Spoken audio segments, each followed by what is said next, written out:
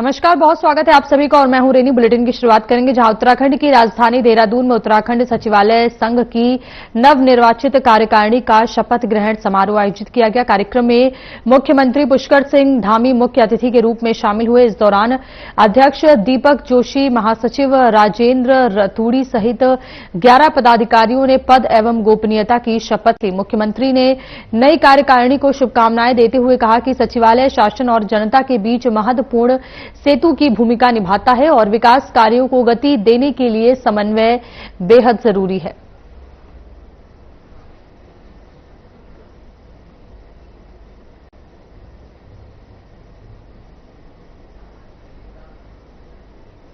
अल्मोड़ा स्थित सोबन सिंह जीना विश्वविद्यालय का प्रथम दीक्षांत समारोह भव्य रूप से आयोजित किया गया। समारोह में राज्यपाल लेफ्टिनेंट जनरल सेवानिवृत्त गुरमीत सिंह मुख्य अतिथि के रूप में शामिल हुए और इस अवसर पर विश्वविद्यालय से जुड़े चारों जनपदों के महाविद्यालयों और परिसरों के करीब 20,000 विद्यार्थियों को डिग्रियां प्रदान की गई। साथ ही उत्कृष्ट प्रदर्शन करने वाले विद्यार्थियों को स्वर्ण पदक से सम्मानित किया गया, जबकि 48 शोधार्थियों को पीएचडी की उपाधि प्रदान की गई।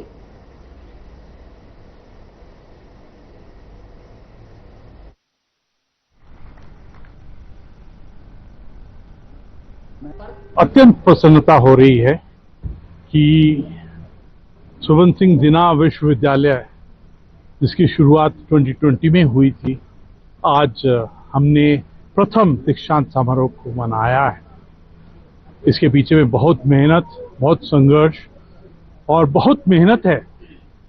आज तकरीबन 20,000 हमारे विद्यार्थियों को डिग्री प्राप्त हुई है और सबसे खुशी है कि आज 48 को पीएचडी डिग्री से नवाजा गया है। आज जब हमने उनको सम्मानित किया तो उनके अंदर में एक अलग कॉन्फिडेंस, क्योंकि कोई भी विश्वविद्यालय की तरह तब लगता है जिसमें कोई दीक्षांत समारोह हो रहा हो, तभी पता चलता है कि हम डिग्रियां देते हैं, बच्चों को डिग्रियां में ट्रेन करते हैं यूजी, पीजी, पीएचडी में। अगर कोई विश्वविद्यालय डिग्री बच्चे पास आउट कर रहे हो लेकिन दीक्षांत न करा रहा हो तो हमारे साथ बहुत कठिनाई थी, बहुत परेशानियां थी, लेकिन महामहिम ने कहा कि आप करिए, मैं आपके साथ हूं। अंत में तो इतना ये हमारे बच्चों के लिए, हमारे कर्मचारियों के लिए, शिक्षकों के लिए और अभिभावकों के लिए बहुत बड़ा दिन है।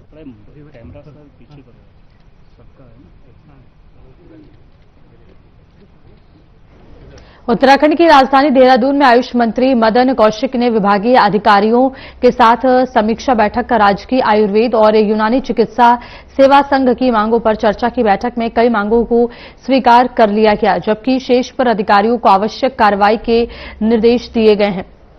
विभागीय अपर निदेशक पद पर पदोन्नति के लिए 1.5 माह की समय सीमा तय की गई है। समस्याओं के समाधान के आश्वासन के बाद संघ ने अपनी हड़ताल वापस लेने का निर्णय लिया है।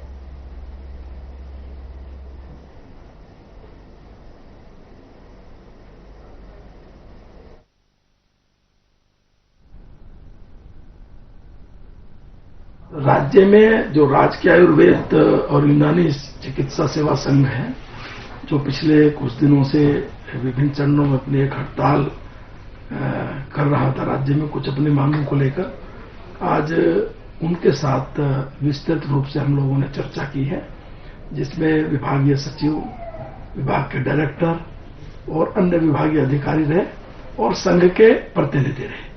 जो उनकी मांगे थी, प्रमुख रूप से 7 मांगे थी, 7 पर विस्तृत रूप से हमने चर्चा की है और उन पर पॉजिटिवली शासन का रुख रहा, सरकार का रुख रहा और सरकार ने उनकी अधिकतर मांगों को जो इस रूप में थी, लंबित थी, उनको माना है और जो हमारे संघ के डॉक्टर्स थे उन्होंने भी उस चीज को स्वीकार किया।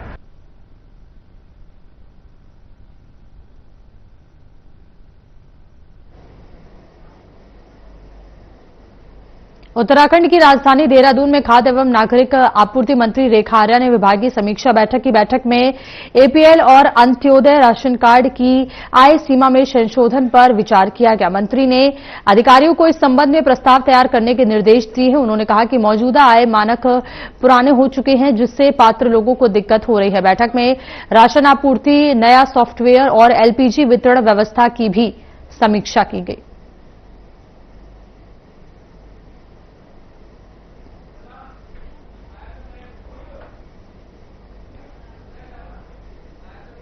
उत्तराखंड में चुनाव आयोग की भूमिका को लेकर कांग्रेस और बीजेपी के बीच सियासी घमासान तेज हो गया है। कांग्रेस ने आरोप लगाया है कि एसआईआर प्रक्रिया के जरिए मतदाताओं के नाम काटे जा रहे हैं और चुनाव आयोग बीजेपी के इशारे पर काम कर रहा है। कांग्रेस का कहना है कि ये सब चुनावी लाभ के लिए किया जा रहा है। वहीं बीजेपी ने इन आरोपों को निराधार बताते हुए चुनाव आयोग को स्वतंत्र संवैधानिक संस्था बताया है। बीजेपी का कहना है कि आयोग सभी पहलुओं पर विचार करने के बाद ही निर्णय लेता है और पार्टी हर समय चुनाव के लिए तैयार है।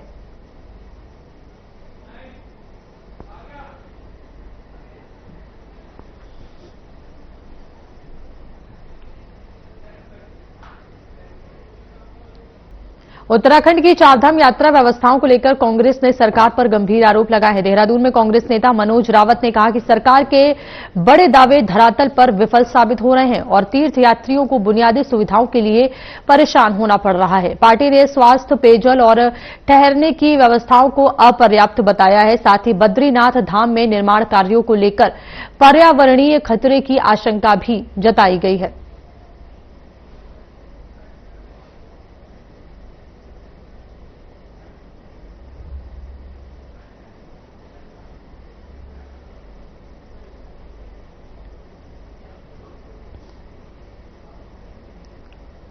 श्रीनगर निगम में कथित अनियमितताओं और भ्रष्टाचार को लेकर विवाद गहरा गया है। वार्ड 40 के पार्षद संदीप सिंह रावत ने जिलाधिकारी को ज्ञापन सौंपकर मामले की उच्च स्तरीय जांच की मांग की है। पार्षद का आरोप है कि विकास कार्यों, टेंडर प्रक्रिया और आरटीआई के तहत जानकारी देने में पारदर्शिता नहीं बरती जा रही है। वहीं जिलाधिकारी ने शिकायतों को गंभीरता से लेते हुए आवश्यक कार्रवाई का आश्वासन दिया है। तो नगर निगम में भ्रष्टाचार के देख सकते हैं तस्वीरों में पार्षद के द्वारा आरोप लगाया गया है। साथ ही पार्षद ने उच्च स्तरीय जांच की मांग की है। पारदर्शिता न होने का आरोप लगाया गया है पार्षद की तरफ से। तस्वीरों में देख सकते हैं नगर निगम में जाकर के पार्षद ने अनियमितताओं को लेकर के जिलाधिकारी को ज्ञापन भी सौंपा है। साथ ही उच्च स्तरीय जांच की मांग की गई है। तस्वीरों में देख सकते हैं नगर निगम में भ्रष्टाचार के आरोप लगाए गए हैं पार्षद के द्वारा। साथ ही उच्च स्तरीय जांच की मांग भी की गई है।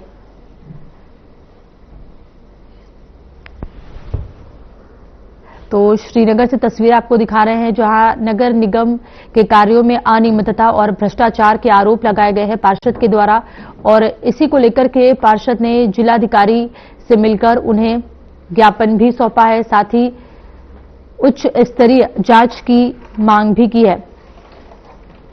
कार्यों में, विकास कार्यों में पारदर्शिता न होने का आरोप लगाया गया है पार्षद की तरफ से।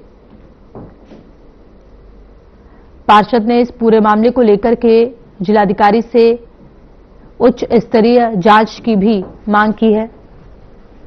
साथ ही पार्षद ने जिलाधिकारी को ज्ञापन भी सौंपा है।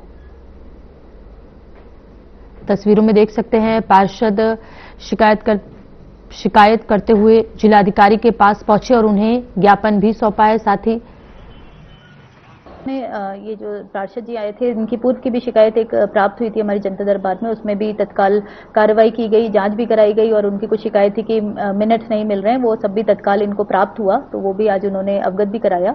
और साथ में जो आगे अभी एक इनकी शिकायत थी गौशाला वाली, उस गौशाला की शिकायत के लिए भी हमारी टीम तत्काल मौके पर गई थी। इनको भी शिकायतकर्ताओं को भी बुलाया था और उसकी जाँच रिपोर्ट भी उन्होंने दे दी है।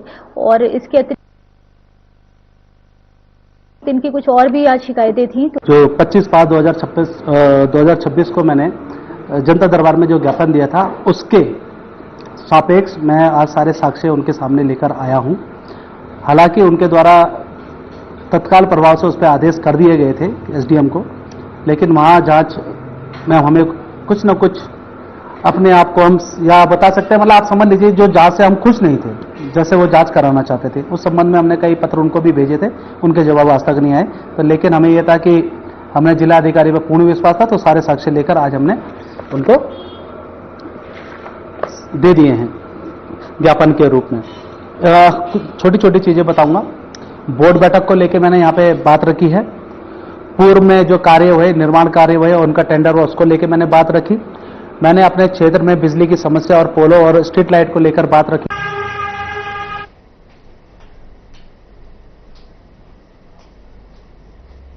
उत्तराखंड की राजधानी देहरादून में अतिक्रमण के खिलाफ जिला प्रशासन ने बड़ा अभियान चलाने की तैयारी शुरू कर दी है। जिलाधिकारी डॉक्टर आशीष चौहान ने बताया कि मुख्यमंत्री के स्पष्ट निर्देश हैं कि सार्वजनिक भूमि और सरकारी संपत्तियों को अतिक्रमण मुक्त कराया जाए। इसके लिए संबंधित विभागों को निर्देश जारी कर दिए गए हैं। प्रशासन ने कई संवेदनशील क्षेत्रों की पहचान कर ली है और जल्द ही संयुक्त अभियान चलाकर अतिक्रमण हटाने की कार्रवाई की जाएगी।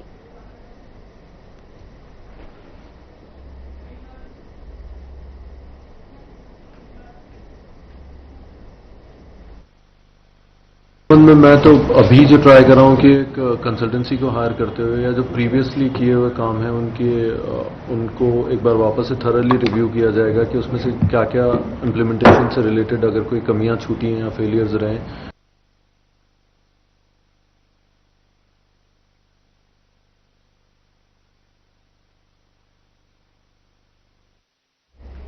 और फिलहाल यहां रुकेंगे एक छोटे से ब्रेक के लिए, जल्द वापस लौटेंगे।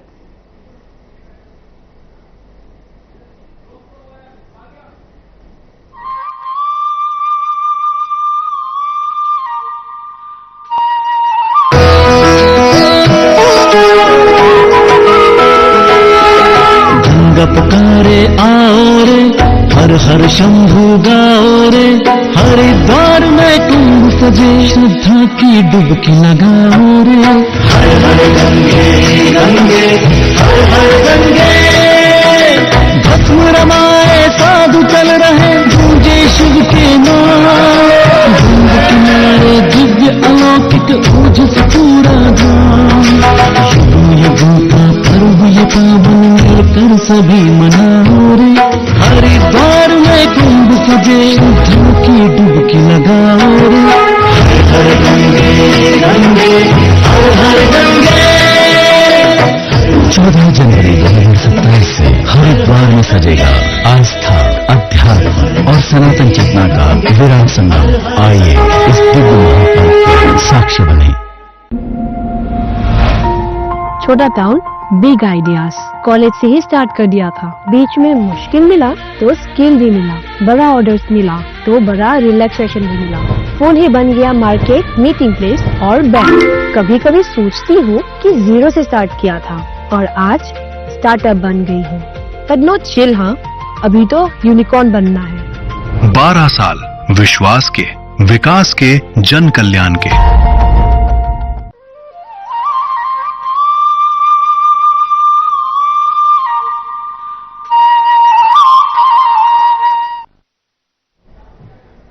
और ब्रेक के बाद एक बार फिर से रुक करेंगे खबरों का, जहां लक्ष्मण झूला पुलिस ने परमार्थ निकेतन स्थित सर्वेश्वर भगवान मंदिर में हुई चोरी की घटना का खुलासा करते हुए एक आरोपी को गिरफ्तार किया है। पुलिस ने आरोपी के कब्जे से चोरी किए गए चांदी के छत्र और 1,32,000 रुपए की नकदी बरामद की है। पुलिस के अनुसार 13 जून को मंदिर से चांदी के छत्र और पूजा के बर्तन चोरी होने की शिकायत दर्ज कराई गई थी। जांच के दौरान तकनीकी और मानवीय साक्ष्यों के आधार पर आरोपी नरेंद्र सिंह राणा निवासी पिथौरागढ़ को गिरफ्तार किया गया। पुलिस ने आरोपी को न्यायालय में पेश कर जेल भेज दिया है।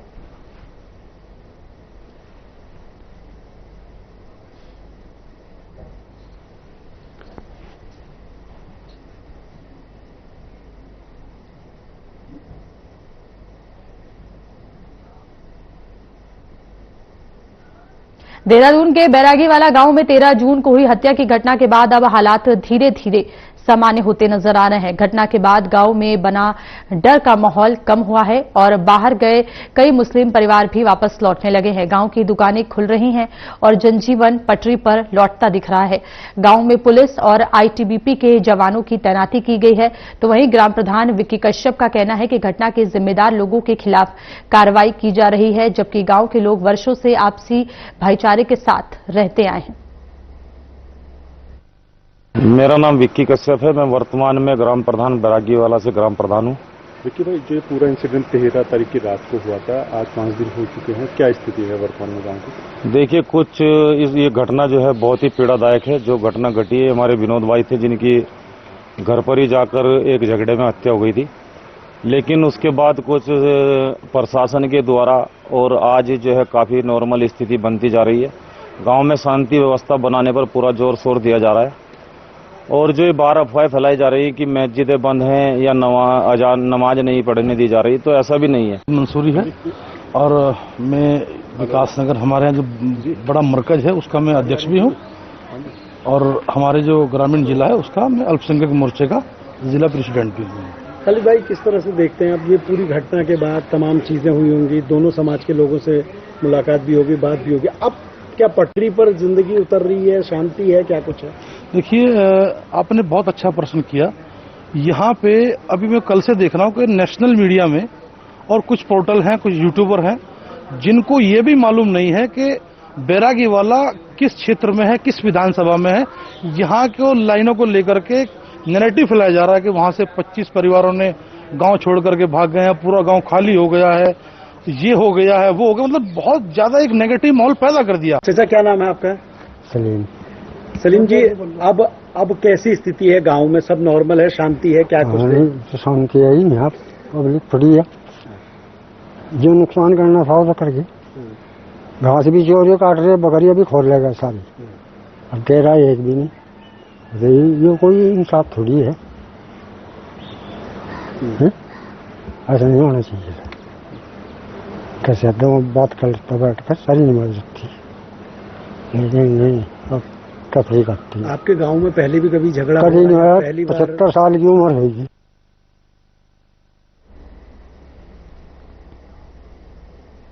कोटद्वार में बीजेपी नेता हेमंत द्विवेदी ने कहा कि पीएम नरेंद्र मोदी का देवभूमि उत्तराखंड के प्रति विशेष लगाव है। आपको बता दें कि कोटद्वार में मीडिया से बातचीत करते हुए उन्होंने कहा कि प्रधानमंत्री मोदी के प्रयासों से देश और दुनिया में उत्तराखंड की पहचान और अधिक मजबूत हुई है। उन्होंने कहा कि चारधाम यात्रा सहित विभिन्न धार्मिक और पर्यटन स्थलों के प्रति लोगों की आस्था है, जिसके चलते बड़ी संख्या में श्रद्धालु और पर्यटक उत्तराखंड पहुंच रहे हैं और स्थानीय लोगों को रोजगार के नए अवसर मिल रहे हैं।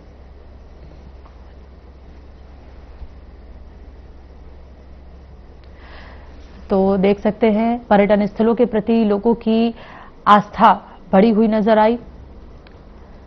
लोगों को रोजगार के भी नए अवसर प्राप्त हो रहे हैं। पीएम का उत्तराखंड के प्रति विशेष लगाव होने की भी बात कही गई। साथ ही चारधाम यात्रा को लेकर के भी लोगों की आस्था बढ़ी है, तो वहीं लोगों को रोजगार के भी नए नए अवसर प्राप्त हुए हैं। तो उत्तराखंड को विशेष महत्व देते हुए ये बातें कही गई। पर्यटन स्थलों के प्रति लोगों की आस्था लगातार बढ़ रही है।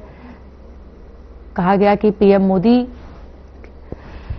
के निर्देशों पर उत्तराखंड को विशेष महत्व प्राप्त हुआ है।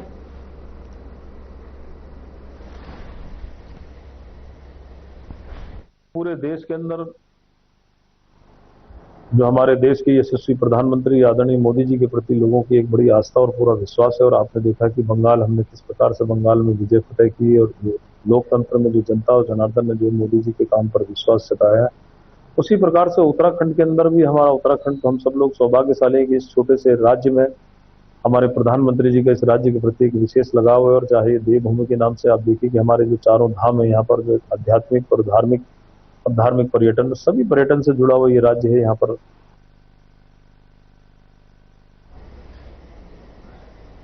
देहरादून में 12वें अंतर्राष्ट्रीय योग दिवस के उपलक्ष्य में 19 जून को रन फॉर योग कार्यक्रम की तैयारियां अंतिम चरण में है। मुख्यमंत्री पुष्कर सिंह धामी इस दौड़ को हरी झंडी दिखाकर रवाना करेंगे। कार्यक्रम पुलिस लाइन रेस कोर्स से शुरू होकर त्यागी रोड मार्गों से होते हुए पुनः पुलिस लाइन मैदान में समाप्त होगा।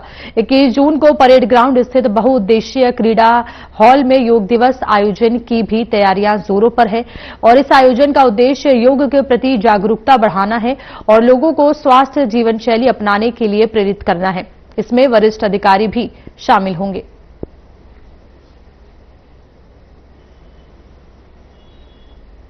तो योग दिवस को लेकर के तैयारियां जोरों पर हैं।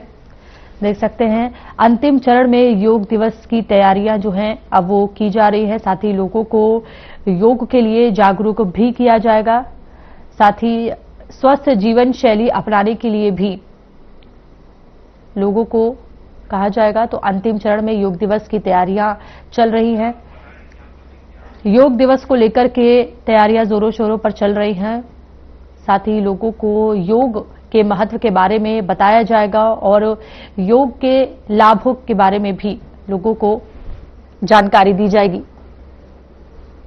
बता दें कि लगातार योग को लेकर के जागरूकता फैलाने का कार्य किया जा रहा है और इसी कड़ी में देहरादून में भी योग पर विशेष कार्यक्रम का आयोजन किया जाएगा।